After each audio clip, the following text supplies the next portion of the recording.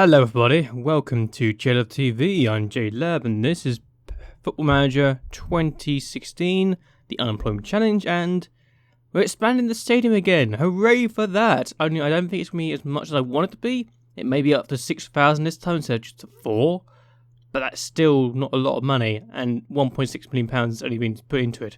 I'm confident that I will be able to one day convince the board to build a brand new stadium altogether. I mean, we bought this stadium at one point, so we're definitely improving, and we're definitely improving the side in general. I think it's just a matter of making sure we continue to improve both on and off the pitch to benefit financially as well as anything else. That's the reason I wanted to get the stadium to be bigger. I want to financially benefit from everything, because right now we're probably going to make losses. As much as I hate to admit that, losses are going to be an issue as long as we don't have a big stadium like some of the other teams, like every other team in the Premier League. So yeah, I need to improve on that. But we did 12 games in the last 2 months and finished a transfer window, which included at least one signing. So let's see how we got on in December and January.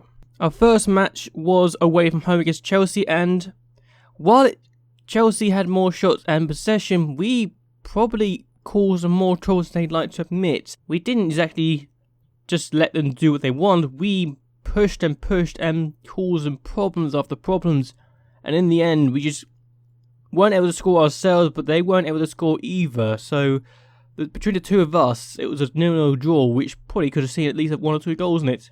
Our next match was at home to Tottenham Hotspurs, and we took the lead in the 19th minute of the game when James Wilson scored the only goal of the game to give us all 3 points with his 3rd goal of the season. And that was all she wrote. Admittedly, Tottenham did come back in the second half and try and push on, get an equaliser, but we just didn't let them. They only had 2 shots on target, and that's probably what let them down in the end, even if they were the better side in the second half. Our next game was away from home against Watford, and we found ourselves going 1-0 down in the 3rd minute when we conceded the goal there. Chickett, I think it's how you say his name, scored his 3rd of the season. And things got worse for us in the 15th minute of the game when we went 2-0 down. Admittedly, I had changed the side up a little bit, so it's probably my own fault.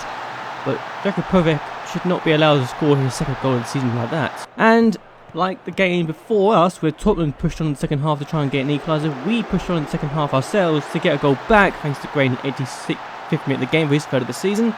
But we couldn't get an equaliser, and we probably deserved to lose because of how inconsistent we were. Our next game was at home to Norwich City, and we found ourselves going 1-0 in the 5th minute when Wilson found Ramirez, and Ramirez found the back of the net for his 3rd goal of the season. But Norwich did get an equaliser in the 35th minute of the game, where Bidwell's cross found Keita, and Keita scored his 9th goal of the season. But it was just 4 minutes later we found ourselves going 2-1 up, when Buddet found Gray. He found James Wilson, who scored his 4th goal of the season in the first 9 minutes of the game. Can we get all 3 points? The answer is no, we couldn't. Clark found Villarreal, he found Keita, and he found Paulson, who scored to make it 2-2. Admittedly, Norwich had more shots, but we were the more accurate side.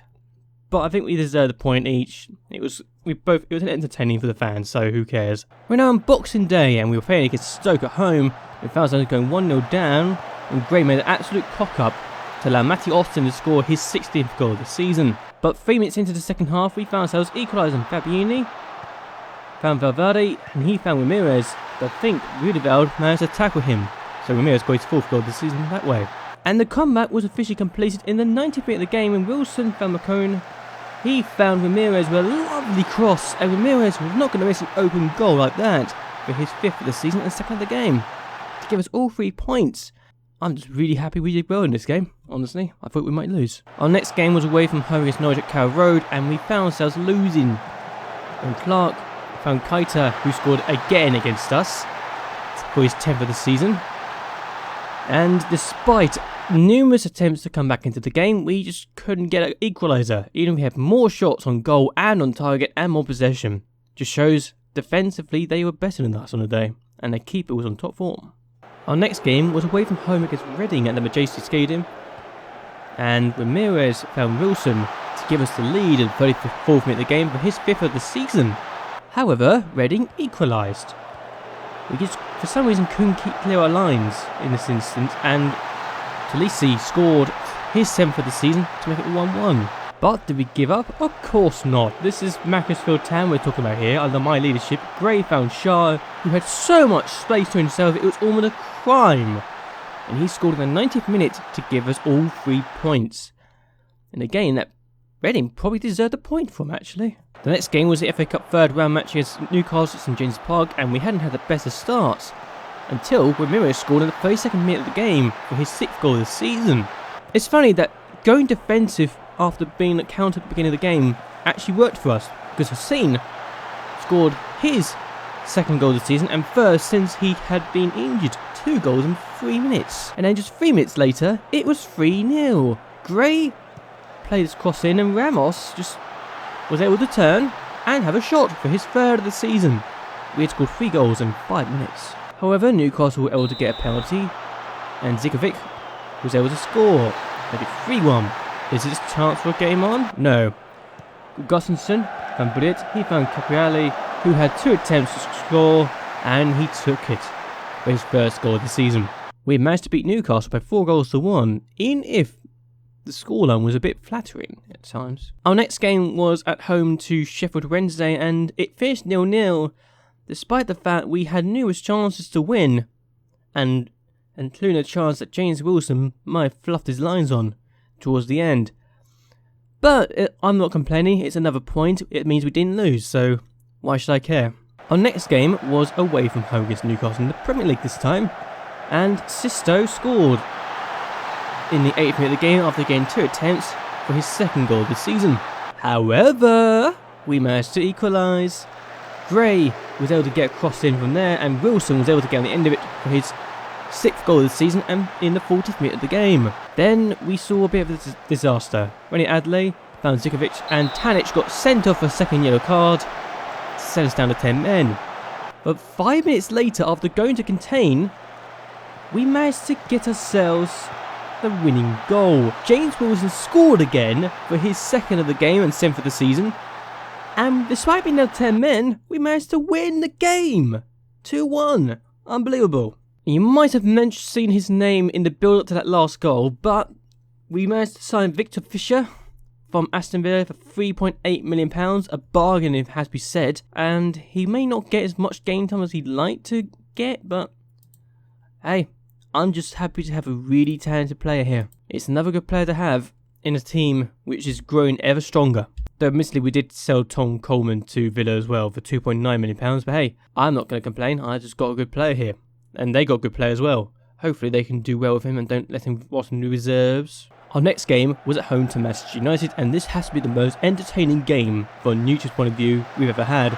Shaw gave us the lead in the size of the 7th minute of the game, his 3rd of the season, but then Manchester United got a penalty, and John Stones of all people stepped up to take it, and he scored it.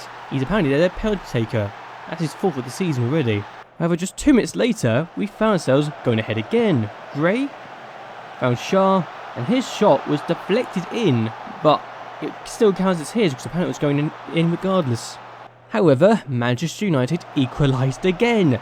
17 minutes into the game, it's now 2-2 thanks to Hansen's effort, which was his 15th goal of the season. But the goals did not stop coming. Gustafsson played the corner in, Hussein found Bouliet, but it might be going in regardless, but Bouliet's 1st ever goal for Macclesfield Town was not one to be upset about. And in the 45th minute of the game of the 1st half, we found ourselves going 4-2 up when Gray scored his 4th of the season. Shot that the hair perhaps should have saved. However, in the 79th minute of the game, Manchester United tried to get back into the game. Hansen found Korik, and Korik found the back of the net.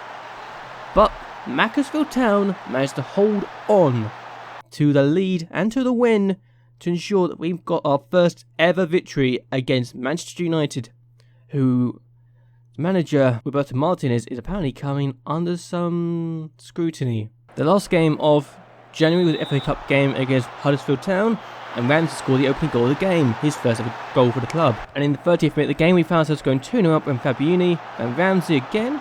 He found Shah, he found Ramos, and Ramos scored to make it 2-0, his 4th of the season. Huddersfield did give me a bit of reason to be concerned towards the end when Mark Owen, former Macclesfield player, scored his 2nd goal of the season. and first ever goal against us to give Huddersfield a shout, and they had a few chances towards the end, but we managed to hold on for the win to ensure we get to the 5th round of the FA Cup. Thank God for that. So here is the table after January, and we currently sit in 8th place, only 1 point off 6th place Chelsea, which gives me an impression that Europa League football is possibly a realistic target. I didn't think I'd be saying that at the beginning of the season. I was more focused on trying to avoid relegation, especially after the bad start I had in October. I was thinking, oh God, we're going to be in a relegation vibe. But here we are now, after 3 really good months in terms of performances, looking quite solid in 8th place. And after beating teams like Manchester United, for example, and Stoke City, and Tottenham, I think that we can definitely improve and get ourselves in a good position. Newcastle actually approached me, by the way, at one point. I chose to turn them down because I wanted to achieve what I feel is possible at Macclesfield Town, and Norway approached me as well. I didn't want to go to international football just yet. I wanted to try and get this team into a good position before doing that. Either way, we're looking good for the season, and we should be able to avoid relegation, and we hopefully should be able to finish in the top half of the table for the very first time in Macclesfield's history. So I'm going to end this video here. I hope that you have enjoyed this video. Hopefully I can favourite this video and that you'll subscribe to my channel. It would definitely help me out a lot. And yeah, so until next time, goodbye and well, good night.